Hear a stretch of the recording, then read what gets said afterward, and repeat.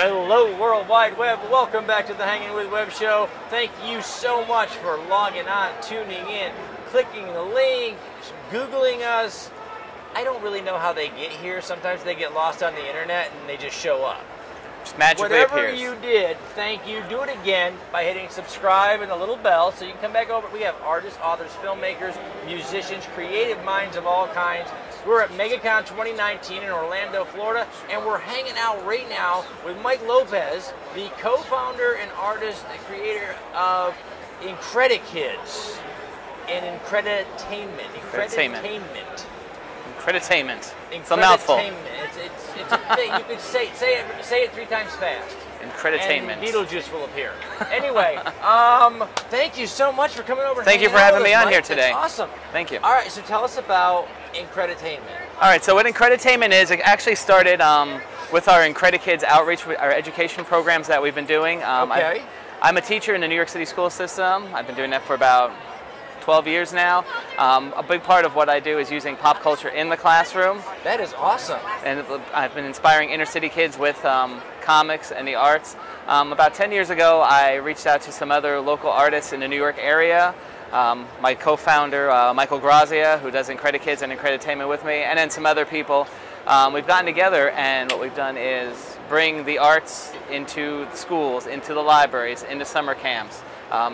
What makes us a little bit different is that we are artists, we are writers, we have some actors that work with us as well, but also from the heart of Incredikids is we're educators as well. We're certified teachers. Yeah, okay. So as an educator, what drew you to wanting to bring pop culture into the classroom as a way of teaching? Well, I'm a special education teacher in a middle school setting, and for me, using pop culture and comic books, movies, television, all that good stuff, that is a really good way to connect with the students because it is such a part of our society now. Like, we can have conversations about a book that we're reading and tie it into something like in the new Avengers movie or something that they saw in The Flash last night. We have a good friend that does here in Florida in the Southeast, does what our Comics in the Classroom program. Yes. And she's been presenting it around the state, and as she does that to the various districts, one of the conversations that we have all the time is when you're approaching other teachers and other educators, and they look at you and they say, why should I do comic books? That's one of the things that we always try to tell them is, let me tell you a story about a scientist who wanted to make himself better and came up with a formula and ended up letting the beast out within. And they go, oh, that's Dr. Jekyll and Mr. Hyde. No, that's David Banner in The Incredible Hulk. But exactly. It's the same story, and that's how we can bridge the gap between the classic and the new versions, is by showing that it's the same. We're storytellers. Exactly. We tell the same stories over and over again, generation. And pop culture has taken those stories and popularized them with these kids. And what you're doing is bridging that gap, and that's amazing. How has it gone? How has it been? Well, is it well received? And oh, it's been very, very well received. And outside of the educational element too, we also do the whole social emotional element of it too. Working in New York City, like I said, I'm in the South Bronx. It is one of the probably one of the most difficult jobs I've ever had, but also the most rewarding because when I make those connections with these kids, just seeing their reactions, seeing the understanding, seeing the fact that like I believe in them or other people I've brought in believe in them, that makes a world of difference. One of my main goals and Michael Grazia's main goals is to really show kids that whatever they want to do, they can do. Like there's a lot of kids that are interested in video games. There's a lot of kids that are interested in music. There's a lot of kids that are interested in acting and cartooning and things like this. And part of also what we do with our program, aside from just tying literature to the films and stuff like that, is also like inspiring these young minds. We call it our Incredikids, as we talk about. Fantastic. Because any kid can be an Incredikid.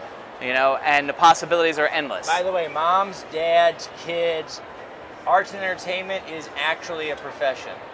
We do this. It is something to do. You can aspire to great things in this industry, and be the next Stan Lee. Absolutely. Okay, the next Bill Finger, and you can do those things if you put your mind to it. Yeah. It's educators like you that are teaching them that they have those are goals. They're real goals. Absolutely. Yeah. And one of the things that we're fortunate that we've had as well is that we've worked with some really great creative people along the way who support us, and when we do our educational outreach, our workshops in schools, our workshops at conventions, like we've taken over complete kid zones at conventions like MegaCon. We're not at MegaCon yet, but we'll talk. We can talk about that. We can talk about that. Up in the Northeast where we are, we do kids areas, and we've had puppeteers from the Muppets like Noel McNeil from Bear in the Big Blue House has been with us. Leslie Carrera Rudolph, who's Abby Cadabby on Sesame Street, and her own thing, Lolly Lard Pop, is a great thing.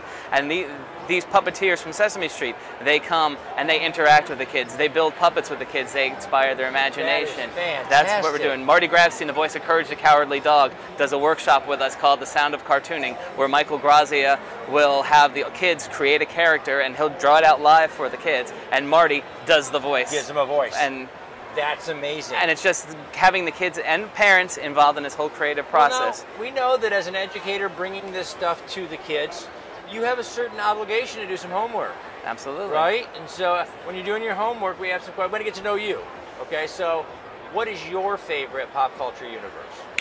Wow, that is a tough. Especially in this room where everything is here, right? So, what is your favorite thing? What do you? Well, I mean, I always joke with my family and some of my friends. I think it would be great if we lived in a world where, I mean, and I'm not saying that they're not, but the Muppets are living, breathing. Like, I think it would be cool to go to work and in the office next to you, you're not alone. It's like a penguin or a chicken. Every television franchise on a planet has thought the same thing, because there's always an episode. You know, there's always that episode where everybody's a Muppet. Exactly. That's right. So, best Muppet. Your favorite Muppet. Oh boy. I mean, I'm a classic guy. I'm a Kermit all the way. I mean, you can't. You know, and I mean, yeah, Kurt, you can't go wrong with Kermit. I'm a journalist too, so you know, I remember Kermit the Frog from Sesame Street. I remember when it was, you know, this is Kermit the Frog. And it's the 50th anniversary of Sesame Street this year too, so be on the lookout for that. Favorite Muppet? Wow, that is a tough, because that's tough because they all have such great qualities. I mean, and Jim Henson was a huge inspiration to me. I don't know. You look kind of like a Dr. Teeth guy. I love the band, but I mean, all of them say something to me. Yeah. You know, and I think that's the beauty of the Muppet characters, is the fact that they all personify a different part of our personalities, and it's great to see how they work together. And that's what makes them appealing to us too, because they are all so different, but then they're also the same. Yeah, absolutely, man. So she's doing something back there. I'm not sure what. Do you have a favorite episode? Okay. Oh.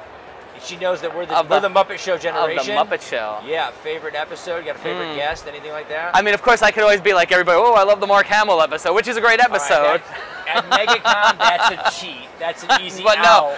No. Gosh, there's so many cool episodes. I can't think of. Oh, I can't think of the actress's name. The one that I really enjoyed when I was a kid was they did. I can't think of the actress.